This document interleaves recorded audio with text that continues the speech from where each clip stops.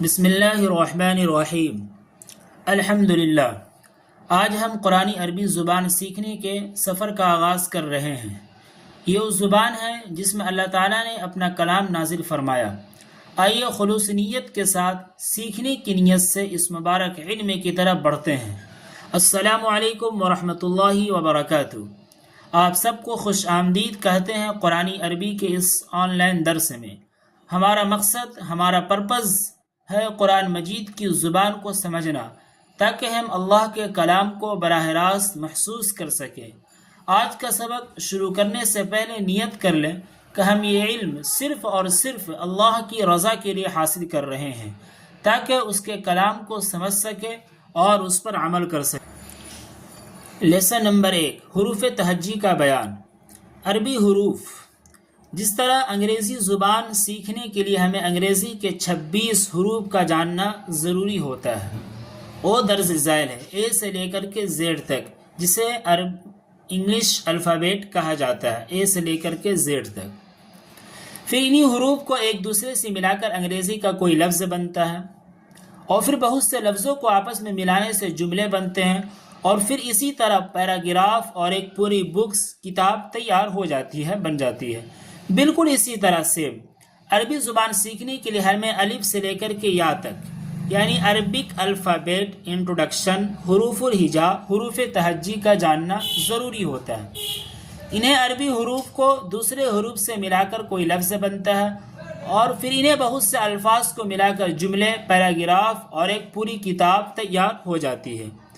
Arabic alphabet: الف، با، تا، ثا، جیم، حا، خا، دال، ذال، را، زا، سین، شین، صاد، ضاد، طا، ظا، عین، غین، فا، قاف، کاف، لام، میم، نون، ہا، واو، یا۔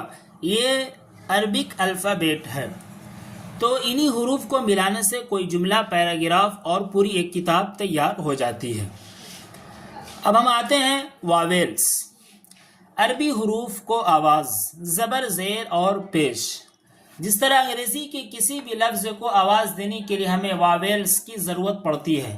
ان کے بغیر انگریزی لفظ کو زبان سے ادا کرنا ممکن نہیں، ہم اسے پروننسیشن نہیں کر سکتے ہیں۔ اسی طرح عربی الفاظ کو بھی آواز دینے کے لیے ہمیں زبر، زیر، پیش کی ضرورت پڑتی ہے۔ ان کے بغیر کسی بھی عربی لفظ کی ادائیگی زبان سے ممکن نہیں۔ تو زبر، زیر اور پیش یہ چند نشانات کے نام ہیں جو حروف کے اوپر یا نیچے ہوتے ہیں۔ تو زبر کی علامت اوپر ہے، زیر یعنی کسرہ کی جو علامت ہوتی ہے یہ لیٹر کے نیچے، اور ضمہ لیٹر کے اوپر ہوتے ہیں۔ تو یہ ہے زبر، زیر، پیش۔ تو زبر، زیر، پیش ہر نشان کی ایک اپنی آواز ہوتی ہے، ایک اپنی الگ ساؤنڈ ہوتی ہے۔ زبر کی آواز انگریزی کے اے جیسی ہوتی ہے، جبکہ زیر کی آواز آئی اور پیش کی آواز یو جیسی ہوتی ہے۔ تو عربک واویلز ورڈ فتحہ، کسرہ، ضمہ۔ زبر کی آواز اے کی جیسی، زیر کی آواز آئی کی جیسی اور پیش کی آواز او کی جیسی ہوتی ہے۔ مثلا یہ ہے عربک واویلز ساؤنڈز، زبر، زیر، پیش۔ اسی کو عربک میں بولتے ہیں فتحہ، کسرہ، ضمہ۔ عربک نیم نصب، جر، رفع، زبر، زیر، پیش۔ اسی طریقے سے بالترتیب انگلش میں جو اس کی آواز ہوگی، ساؤنڈ ہوگی، زبر کی ساؤنڈ اے کی جیسی، زیر کی ساؤنڈ آئی کی جیسی، پیش کی ساؤنڈ یو کی جیسی ہوگی۔ مثلا اگر حرف با پر زبر ہو، جیسے با، زبر، با، تو اس کی آواز با کی ہوگی، بی اور اے ساتھ میں رہے گی۔ اسی طرح اگر با پر زیر ہو تو اس کی آواز بی کی جیسی ہوگی، اور اگر با پر پیش ہو تو اس کی آواز بو کی جیسی ہوگی۔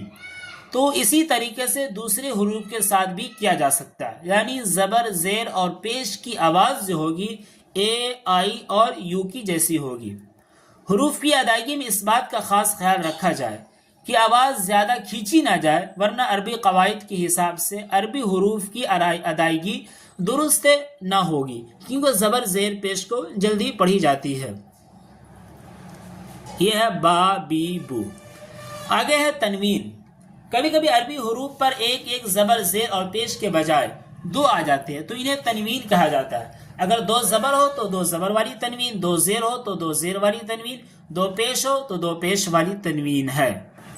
تو ان کی شکل کچھ اس طریقے سے ہے، دو زبر کی تنوین ہے، یہ دو زیر کی تنوین ہے، یہ دو پیش کی تنوین ہے. تو ان میں سے ہر نشان کی اپنی ایک آواز ہے. جس طریقے سے زبر زیر پیش اس کی الگ ساؤنڈ ہے، دو زبر دو زیر دو پیش اس کی ایک الگ ساؤنڈ ہے. دو زبر کی آواز انگریزی میں ان کی جیسی ہوگی، اور دو زیر کی آواز ان کی جیسی، اور دو پیش کی آواز ان کی جیسی ہوگی. مثلا اگر حرف با پر دو زبر ہو تو دو زبر ہونے کی وجہ سے بن ہوگا، با دو زبر بن، تو اس کی آواز بی اے این بن کی جیسی ہوگی. اسی طرح اگر دو زیر ہو تو اس کی آواز بن ہوگی اور انگریزی میں ہو جائے گی بی آئی این بن، اور اگر دو پیش ہو تو بن ہو جائے گی. تو بالترتیب اس کی جو آواز ہوگی ان ان ان، دو زبر ہے تو ان، دو زیر ہے تو ان، دو پیش ہے تو ان، انگریزی میں اس کی آواز اور ساؤنڈ آئے گی. اسی طریقے سے نمبر 3 پر ہے بن بن بن. یہ دیکھ لیے تشدید ہے.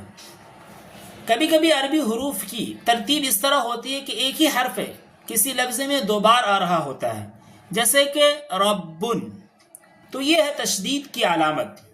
عربی قواعد کے مطابق ان ایک ہی جیسے والے دونوں حروف میں سے ایک ہی حرف کو لکھا جاتا ہے اور اس پر اس طریقے سے یہ سارے تشدید کی علامت ہے، یہ علامات لگا دیے جاتے ہیں. یہ علامات، یہ تشدید کی جو علامت ہے. اور جس ورڈ کے اوپر، جس لیٹر کے اوپر یہ ورڈ لگا ہوتا ہے اسے کہتے ہیں تشدید، اور اس کو 2 مرتبہ پڑھا جاتا ہے. جیسے آپ کے ابا کی کتاب، تو با تو لکھا ہوا ایک دفعہ ہے، لیکن جب اس کی ہم زبان سے ادائیگی کر رہے ہیں، اس کو جب ہم پڑھ رہے ہیں تو 2 مرتبہ پڑھ رہے ہیں. الف با زبر اب، ایک دفعہ با تو پڑھ لی ہے، پھر پڑھ رہے ہیں با، با الف زبر با، اب با.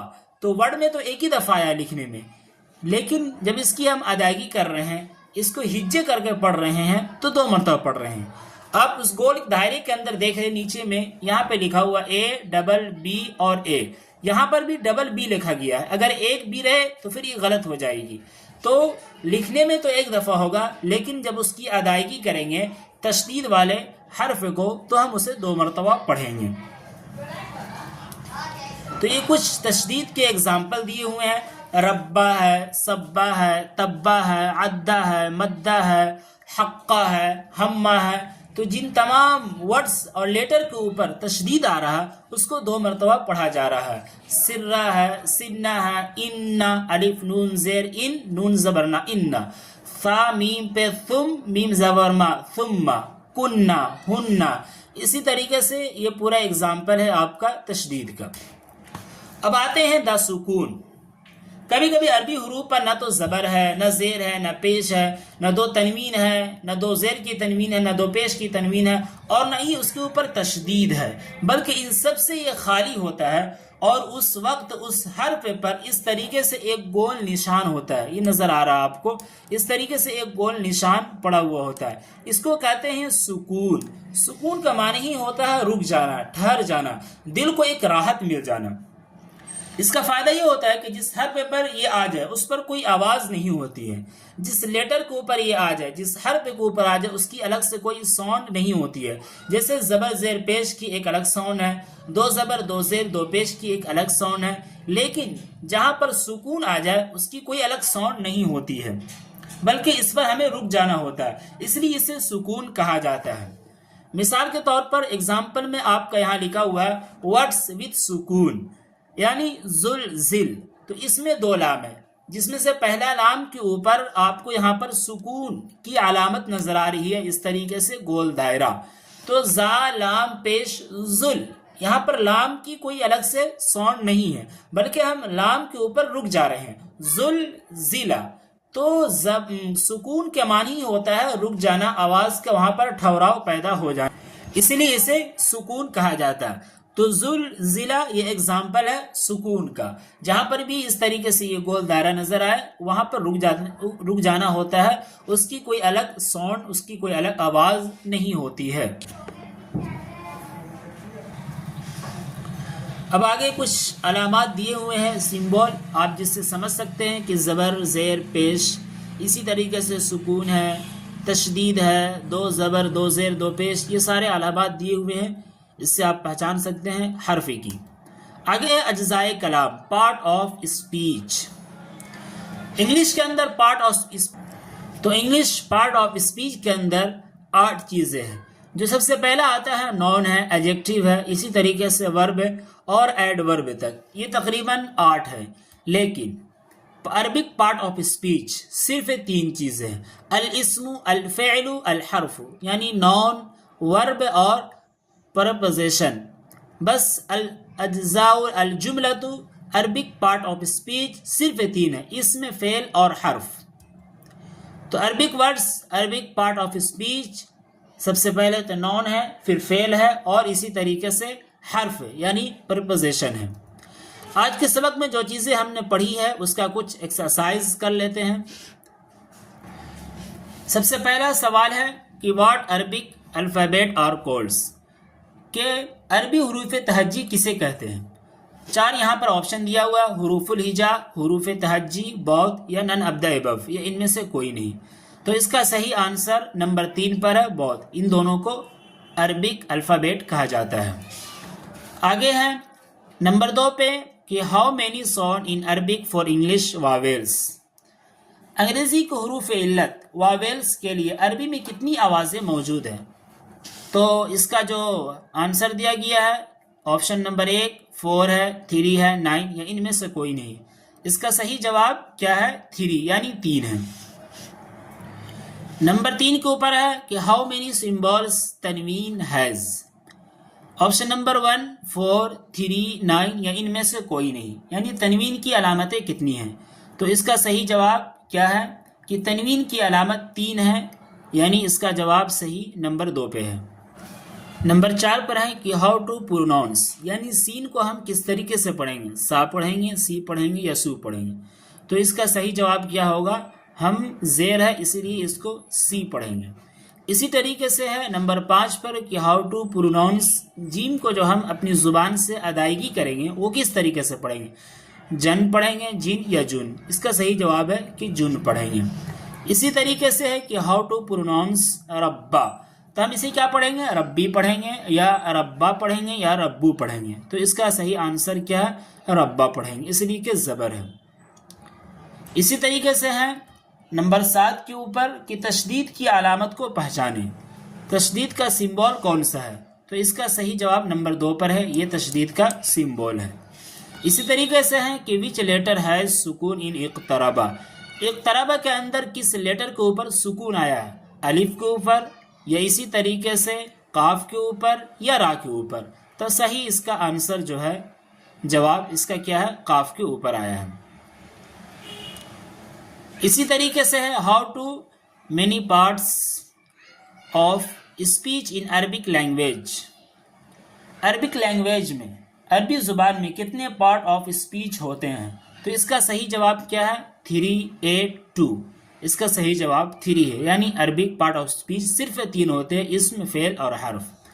اسی طریقے سے آخری یہ ہے کہ کن 3 چیزوں سے مل کر جملہ بنتا ہے؟